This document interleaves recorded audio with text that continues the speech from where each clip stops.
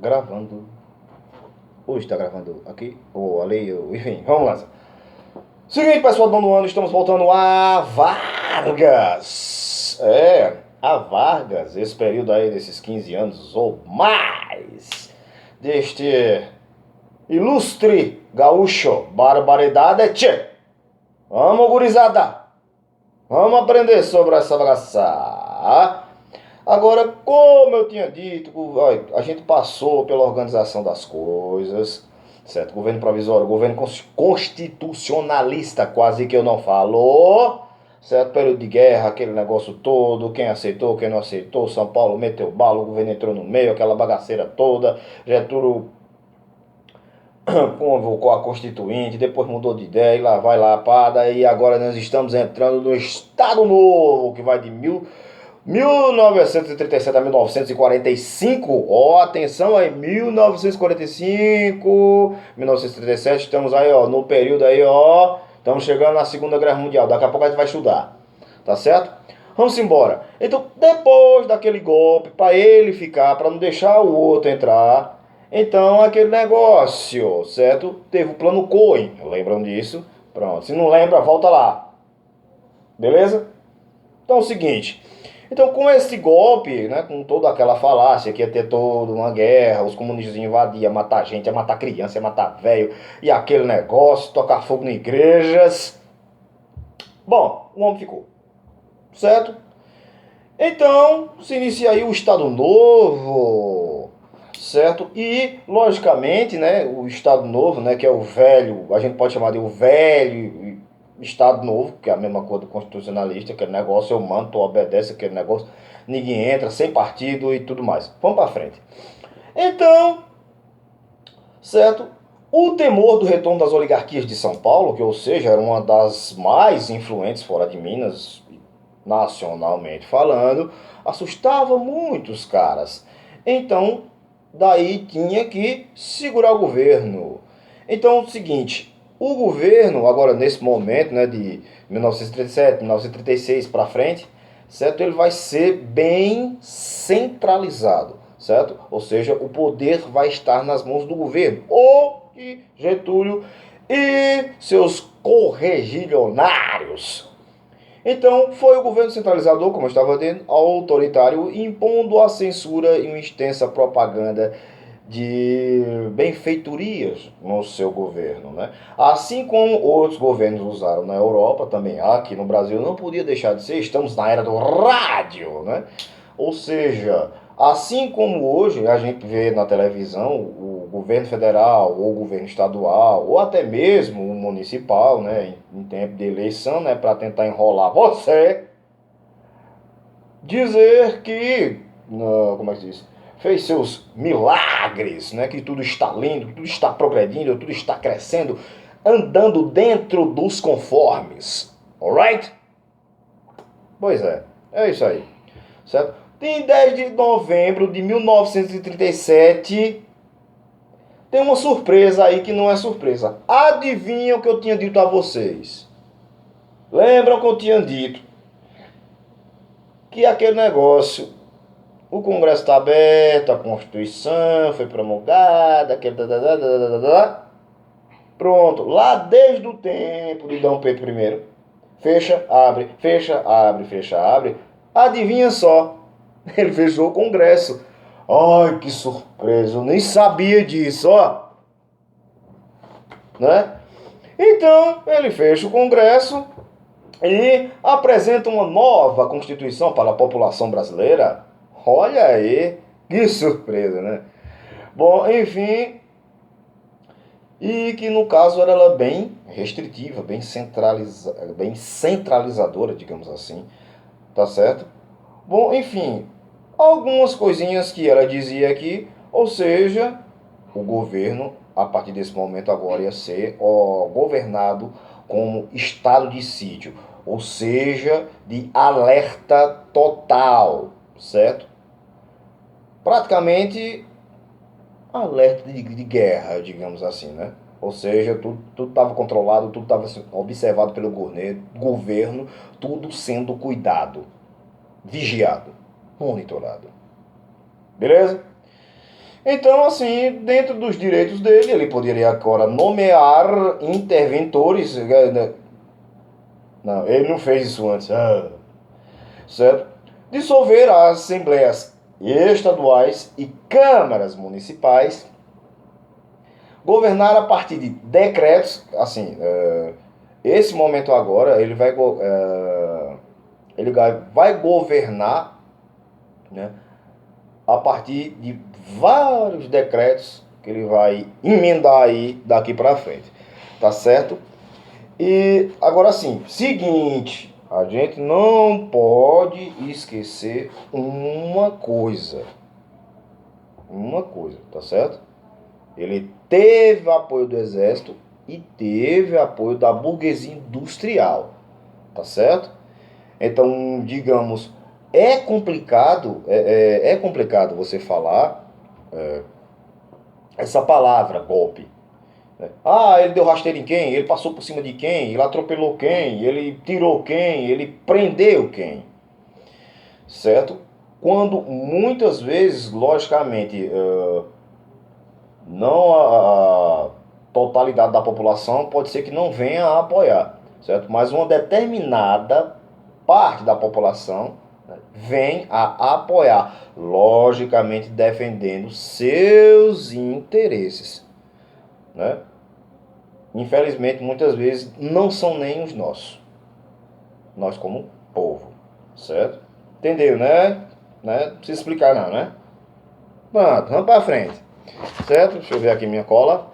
É isso aí, vamos embora, certo?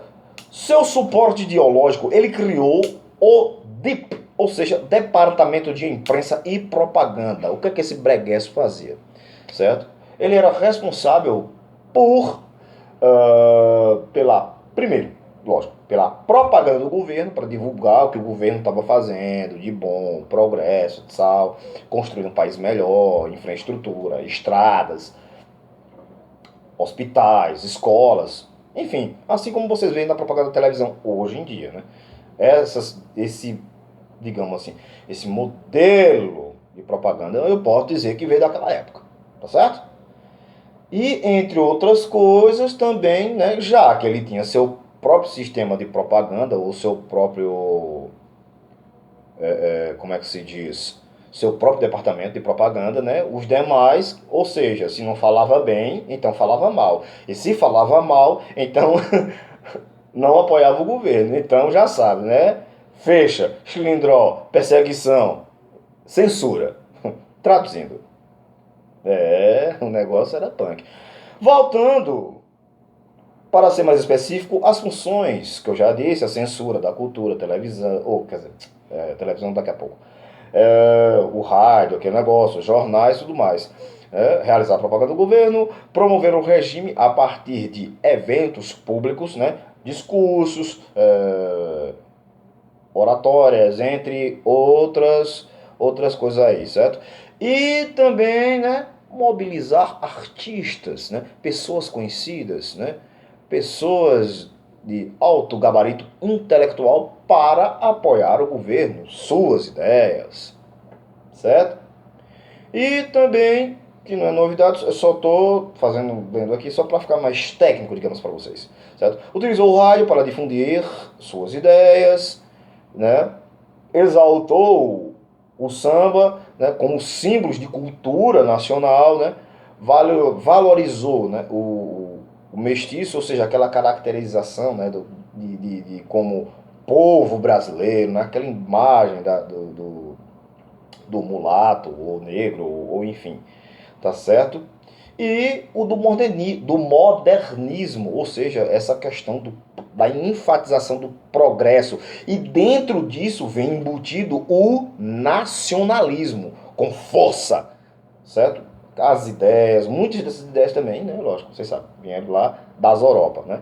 Dá uma olhada lá, volta lá e dá uma olhada nos regimes totalitários. Beleza, pessoal? Então, seguinte, outra coisa que também hoje em dia existe e muitas vezes ainda dá confusão, ainda dá vários embates com o governo, são os sindicatos, né? Que muitas vezes vários governos, logicamente, eles lutam sempre para tirar a força dos sindicatos, É, certo? Dá um jeitinho de tirar a força dos sindicatos e trazer os trabalhadores ou próximo a eles, ou mesmo calá-los, certo? Então, os sindicatos nessa época, eles eram atrelados ao governo, não todos. Os que não eram, adivinha? Eram, logicamente, perseguidos, fechados, e olha, tome, não tem complicação, né? Simples, certo? As relações entre patrões e empregados eram intermediadas pelo governo, certo? No meio desse caminho aí, Getúlio cria sua imagem de protetor dos trabalhadores, cria a Justiça do Trabalho em 1939, o salário mínimo em 1940 e a consolidação das leis trabalhistas, que hoje, né, eu e em breve vocês utilizarão ou se resguardarão. Logicamente tiveram várias mudanças recentemente, né? Algumas coisas boas e muitas coisas ruins, né? Mas enfim, quem sempre paga o pato somos nós, né? E muitos impostos. Continuando, na política externa, aí é que vem a coisa complicadinha. Aí é que vem a coisa complicada. Por conta que lá fora, enquanto tava a bala comendo, né, canhão, metralhadora, avião, a bagaceira toda, né, tava se desenrolando a Segunda Grande Guerra Mundial, né, daqui a pouco iremos estudá-la. Então Getúlio ainda mantinha contato com, no caso, né, o pessoal que tinha promovido a Segunda Grande Guerra Mundial, certo? E também com Estados Unidos. Mas só que também, vou dizer os nomes aqui, né? Mas vocês sabem, com a Itália e a Alemanha. Inclusive existiam muitas, mas muitas palestras, inclusive até mesmo escolas, foram montadas aqui, né, com graninha alemã, passando as ideias do nazismo e tudo mais. Hã? É o quê? Tá duvidando, é? Procura pra tu ver. Tu acharás. É isso aí. A história é assim, tem que fuçar, ó, bagunçar, ó, balançar, tirar a poeira. Assim é que a gente acha as coisas. Vamos embora. Então é o seguinte, como os Estados Unidos entraram em 1942 com o ataque a Pearl Harbor, certo? Uma ilhazinha e tal, os japoneses chegaram e ó, bum, atacaram, arrocharam torpedo, destruíram porta-aviões, navio, um monte de gente morreu e os Estados Unidos entrando na guerra. Então, seguinte, como o Brasil tinha aliança com os Estados Unidos, né, negócio com os Estados Unidos, mas desde já, assim, a gente tem que observar o seguinte, né, que o governo, né, assim como qualquer outro governo, prezava pelos negócios, né, com os melhores negócios e tudo mais, diversificar seus negócios. Mas só que daí tem um problema, né? Era a Alemanha nazista de Hitler e a Itália de Mussolini. Complicado, né? Como diz aquele ditado, né? Me diga com quem tu andas e eu direi quem és. Voltando. Então é o seguinte, né? Em 1942, os Estados Unidos entram. Então daí começa a pressão para que o Brasil escolhesse um lado, né? Mas os Estados Unidos, hey man, you coming me? E aí, tu vem com eu ou tu vai com eles? E aí? Então o Brasil escolheu os Estados Unidos, né? Assim, por pura pressão, né? Assim, simples, né? Tranquilo, né? Então os alemães ficaram arretadas com o que o nosso governo tinha feito e lançaram uns bombinhas em nossos navios, né? Bombardearam navios brasileiros, né? Submarinos alemães afundaram navios brasileiros. Bom, se bem que existe uma lenda que não foi bem assim, viu? Esses navios foram afundados para que o navio, ou para que o Brasil entrasse na Segunda Grande Guerra Mundial. Hum? Vamos lá. Lendas à parte ou verdades escondidas, vamos embora. Então, o que é que se sucede? É criada a Força Expedicionária Brasileira, ou seja, um pessoal daqui, nosso país tupiniquim ensolarado, vai lutar nas gélidas terras da Itália. O Brasil entra na Segunda Grande Guerra Mundial. E só que aquele negócio, né? Às vezes, né? Uma ação, vocês sabem, né? Puxa uma reação. Então, nesse processo político aí, o governo já estava meio queimado. Então, foi queimado o último cartucho. Então, alguns grupos passaram a questionar a contradição. Tipo, cara, como é que tu tem um governo autoritário e vai lutar contra governos totalitários? E aí, como é que mede isso aí? Então, esses grupos começaram a usar isso contra Getúlio. Em 1943, o exército tira seu apoio. Já diz, desculpa aí, Getúlio, mas tá meio errado aí, viu, cara? Depois a gente conversa, a gente vê o que é que faz, certo? Certo? Então, o exército, e não podemos esquecer da burguesia industrial, também começa a questionar, começa a planejar, a articular, né, uma rasteira em Getúlio, certo? Então, o exército se preocupava também, e logicamente, a gente sabendo que Getúlio, né, e o pessoal que o rodeava, os caras eram muito espertos, ele era um cara muito esperto. Então, ou seja, os caras se preocupavam que ele se perpetuasse no governo, que ele ficasse no governo, que ele se eternizasse no governo. Tá certo? Então, ou seja, os caras começaram a pensar, como é que a gente vai fazer com o baixinho? Tá complicado para tirar o cara. Então daí, então o exército realizou um golpe e forçou o Vargas a renunciar à presidência. Certo? Deixa eu olhar aqui direitinho na minha cola. Certo? Então assim, como o Vargas estava vendo, ele, barbaridade, tchê.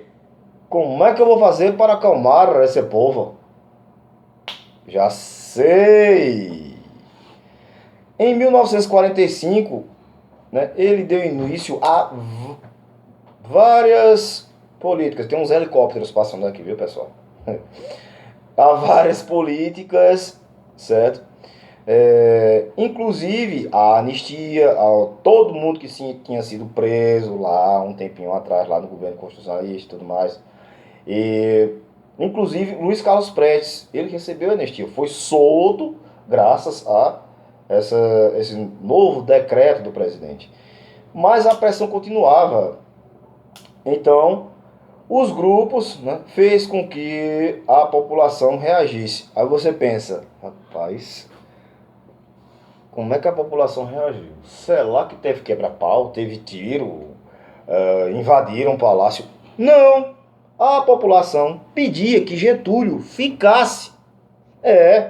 Inclusive a campanha deles tinha os dizeres queremos Vargas, né? Se inicia, né, o querentismo, certo? Esse querer, essa força de querer ele no governo, tá certo? Mas não adiantou muito, né? Como é que se diz? O desgaste estava muito grande, a pressão estava muito grande, o exército estava pressionando, a burguesia estava pressionando, certo? Ou seja, todo mundo que antes apoiou, né, o levante dele, né, a ele ascender ao governo, agora queriam ele fora. Pois é, né? É aquele negócio. Então,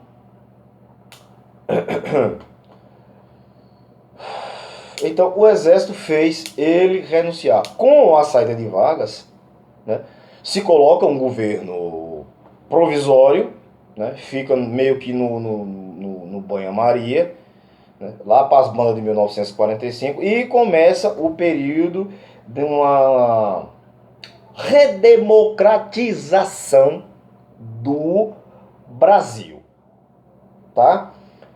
Mas só que ainda não acabou. Ainda temos cenas dos próximos capítulos. Espero que tenha dado uma luz, pessoal, a dar uma entendida aí, certo? Reflexos desse modus operandi de política, nós ainda temos hoje. Por incrível que pareça, né? Um apoia o outro, mas depois o outro quer derrubar o outro que estava do lado do outro, aí parte pro lado do outro e tudo é uma questão de poder, tá certo? Então, abraço, espero que tenha dado uma luz, daqui a pouco tem mais.